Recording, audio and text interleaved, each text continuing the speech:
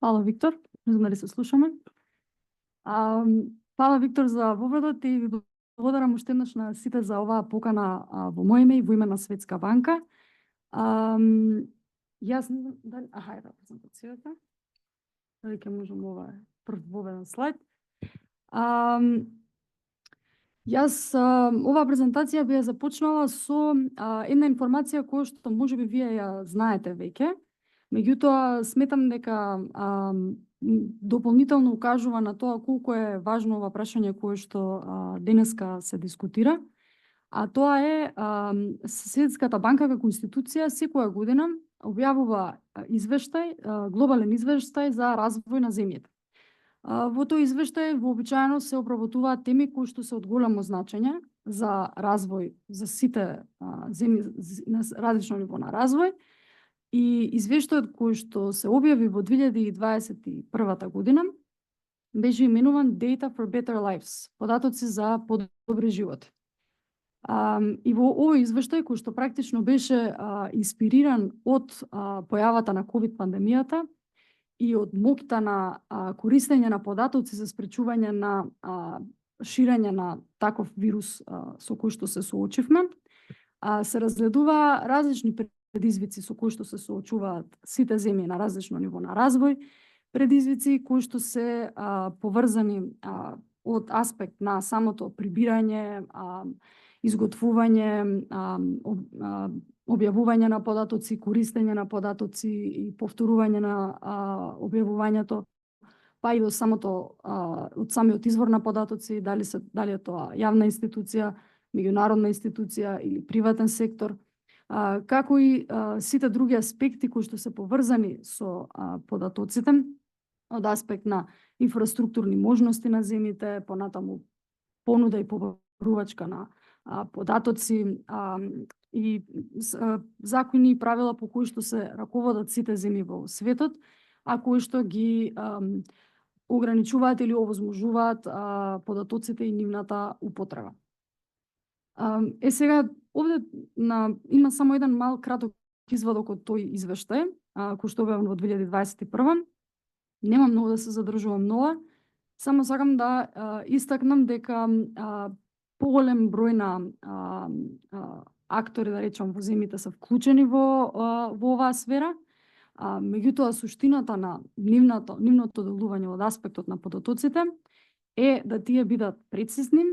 времени, комплетни и конзистентни. Ќе ми извините ако некои од термините звучат малку на англиски, јас се обидам да преведувам во мојата глава, така што може да не звучи се соодветно. Нема да се задржувам на тоа зошто ни се важни податоците, претпоставам дека тоа многу детално било веќе разгледувано тука. Јас сакам да се задржам само на две групи на податоци, односно на две области. Првата е областа на макроекономски податоци, делумно заради тоа што со тоа и се соочувам, и со тоа и го работам, и со тоа и Светската банка доста често го дискутира и го објавува и го коментира. Меѓу другото и во контекст на самиот процес на пристапување кон Европската унија. Имено, од аспект на макроекономските статистики ни се појдовна точка за правење на добри економски политики, односно ние не би можеле да имаме добри економски политики без добри макроекономски податоци. Европската комисија секоја година објавува еден извештај за напредокот на земјата од аспектот на процесот на пристапување кон Европската унија. И во тој извештај се разбира има и дел кој што зборува за на статистичкото поглавје, ми се чини дека тоа 18, во кој што се наведуваат некои работи кои што се важни за подобрување на земјата. Меѓу другото се истакнуваат и податоците, фискалните податоци за кои што професорот делно веќе изборуваше и во кои што има солиден напредок, повеќе од аспект на објавата и транспарентноста, но не толку многу од аспект на целосната слика, односно конзистентноста или покриеноста. Што тоа значи? Тоа значи дека фискалните податоци со кои што ние располагаме не се целосно да речам, унифицирани со стандардот ЕСА 2010 на Европската Унија. А зошто е тоа за нас важно покрај самиот процес на пристапување кон Европската Унија? За нас е важно и од аспект на можноста на мерење на што тоа е се направено со јавните финанси, кои што го засега си граѓанин кој што е кај нас во оваа земја, и за можноста за следење на остварувањето на мастерските критериуми на кои што земјата се обврза покрај самиот процес на пристапување кон Европската Унија и во новиот закон за буџет. Ние веќе долго време како институција разговараме со сите други институции, јавни институции кај нас, особено со Министерството за финансии, за потребата од ова унифицирање и соединување со овој стандард, особено од аспект на јавните предпријатија. Тука има неколку примери кои што се важни, меѓу другото и веќе истакнати во последниот извештај за напредок на земјата од страна на Европска комисија, а тоа е вклучување во самите биланси на државата, на билансите на оние јавни предпријатија кои што имаат големо влијание врз јавните финанси, како што, например, е ЈПД, меѓу другото. Покрај фискалните податоци, оно што е важно, особено неопходно за економските политики, се и самите податоци од националните сметки, кои што во основа се изготвуваат од Заводот за статистика и се објавуваат. Меѓутоа и покрај обидите од самиот Завод за статистика да подобри и покриеноста на овие податоци од аспект на сектори, од аспект на фреквентност на објавување на овие податоци на квартално ниво и на годишно ниво, и од аспект на различните пристапи, значи од страната на приходи, доходовна страна, страната на потрошувачка и од страната на понудата. Сепак, оно што се соочуваме како, да речем, корисници на овие податоци во последните неколку години, е дека оно што дури и беше одреден стандард за употреба на овие податоци од аспект на време на објавување, веќе гледаме дека во Заводот за статистика и со тоа има одреден предизвик, особено во последно време, како и со ревизијата на овие податоци, кои што многу често е надвор од она што се смета прифатливо ниво на ревидирање на податоци, кое што влијае како пример од наша страна како институција врз нашите макроекономски проекции и нашите видувања за движењето на земјата и самите и можноста за реализација на одредени инфраструктурни проекти кои што се планирани со рамката за партнерство на земјата, како што и ги спомена Виктор на почетокот. Нашата употреба на сите можни, да речем, технички алатки кои што ги користат овие податоци и модели, и нивната вредност зависи од податоците кои што ги внесуваме внатре во нив. Значи не можеме да очекуваме дека ние би можеле да имаме добро економско планирање доколку немаме добри макроекономски статистики. Друг аспект кој што е особено важен за нас како институција се социјалните статистики. Овде од наша страна и на многу различни ситуации, настани и разговори кои што ги имаме со јавните институции, сме истакнале важноста за изготвувањето на пописот на населението, како и објавата на сите податоци кои што се поврзани со нив,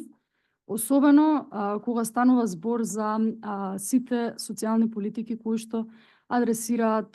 ниво на сиромаштија во земјата и балансиран регионален развој. За нас, не само како институција, зашто е тоа важно, ќе ви дадам еден пример, доколку социјалните политики навистина се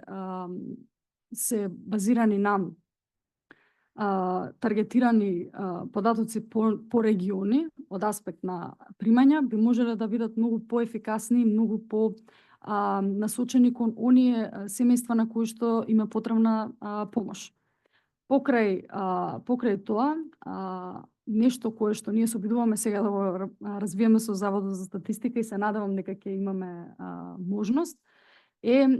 изготвување на регионални мапи на сиромаштија, нешто што е направено веќе во голем број на земјите од Европската унија, а кое што се однесува на изготвување на мапи кои што би укажале на ниво на сиромаштија по градови или барем по населени места. Се надеваме дека ние би можеле да го направиме тоа заедно со Заводот за статистика, затоа што тоа навистина би ни помогнало во многу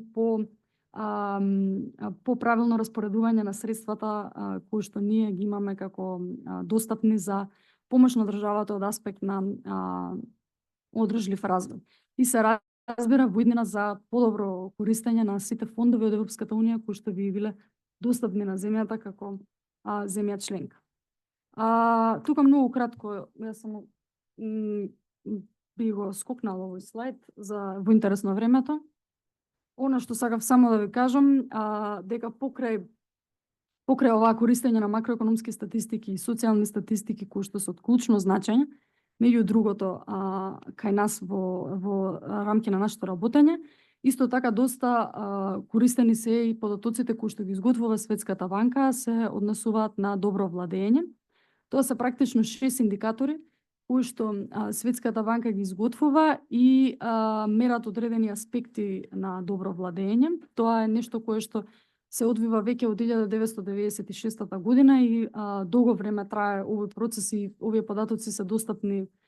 за долг временски период и може да се користат за споредување на земјите од аспект на временско подобрување или влошување од сите овие индикатори. Сите овие 6 индикатори се изготвуваат на начин на кој што се земаат индивидуални податоци, големи сетови на индивидуални податоци, кои што се трансформираат да се на еднаква скала и потоа се вклучуваат во еден модел, unobserved components модел, што не можам да го преведам во моментов, меѓутоа кој што практично доаѓа до изготвување на индикатори кои што се движат од -2,5 до 2,5, од кој што -2,5 е полош исход и 2,5 е добар исход, и потоа преку овие оцени на индикаторите се врши рангирање на земјите. Нема јас додам преку сите индикатори, само ќе истакнам дека од сите 6 индикатори кои што се мерат, нашата земја помеѓу 2012-2022 е последна година достапна што имаме за овие податоци, имала подобрување од аспект на рангот во сите индикатори, освен индикаторот за контрола на корупција, кој што и кој што го дискутираме денеска како тема. Во рамките на системската диагностика на земјата, кој што е извештај што го изготви Светска банка и може да го најдете, е достапен на интернет, објавен во ноември 2023 година, направивме една симулација која што ги користеше овие индикатори за добро владење и ги споредувавме практично сите земји во периодот пред пристап кон Европската унија, 5 години пред пристапување, за времето на пристапување и 5 години по пристапување од Европската унија и ги споредивме со состојбата на нашата земја. И тука, она што можевме да заклучиме дека тој јас помеѓу тие земји кои што биле членови, односно кандидати за земји членки на Европска унија 5 години пред пристапување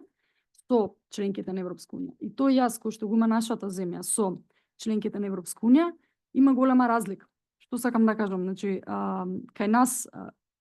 има многу голема разлика во овие индикатори на добро владење во споредба со сите други земји во периодот нивен пред пристапување. Што значи дека мислам дека може сликата е малечка, но можеби може да видите дека не станува збор за мала разлика. Значи се уште има голем јас од овие индикатори на добро владење со оние земји кои што